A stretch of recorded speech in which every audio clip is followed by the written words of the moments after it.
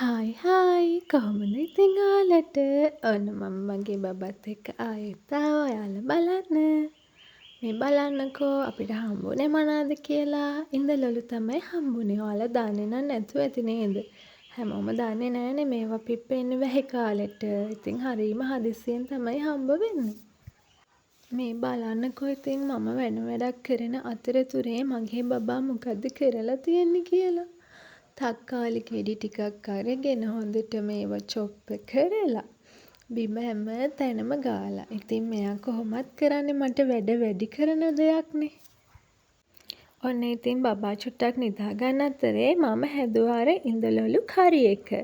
මම ඔයාලට වෙන වෙලාවක කියන්නම්කෝ කොහොමද ඒක හදන්නේ කියලා. මේ වෙලාවේ නම් මට වීඩියෝ එකක් ගන්න බැරි වුණා. ඉතින් මේක මාරෙම රසයි. මටත් වැඩිය මගේ හස්බන්ඩ් තමයි මේක ගන්න ගොඩාක්ම ආස. ඉතින් ඔන්න අපි හවස් වෙලා අපේ ඉඩම පැත්තේ යන්න හැදුවා.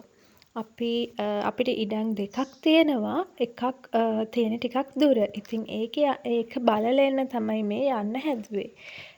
ටිකක් හවස් වෙලා කියන්නේ 5:05 විතර වෙන්න ඇති.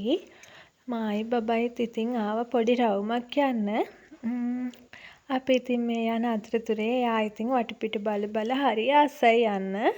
මෙයා මගේ බබා වාහනේ යනවට වැඩිය හරි ආසයි එයා බයික් එකේ යන්න. ඒත් ඉතින් හවස් වෙලා වහින වගේ නිසා අපි වාහනයෙන්ම යන්න පිටත් වුණා. මේ බලන්නකෝ අපේ පැත්තේ ලස්සන කොහොමද කියලා ඔයාලා කියන්න අපිට කමෙන්ට් එකක් දාලා බලන්න. තේ වතු තියෙනවා. හරිම ලස්සනයි අපේ පැත්ත. හස්බන්ඩ් තමයි කිව්වේ මේක වීඩියෝ කරලා දාන්න කියලා මේ පැත්තේ ලස්සන. මේ බලන්නකෝ ඉතින්. ඔය ඉන්නේ මගේ හස්බන්ඩ්. ඉතින් එයා ඔය පැල ටික හොඳට හැදිලාද ඒව තමයි බලන්නේ.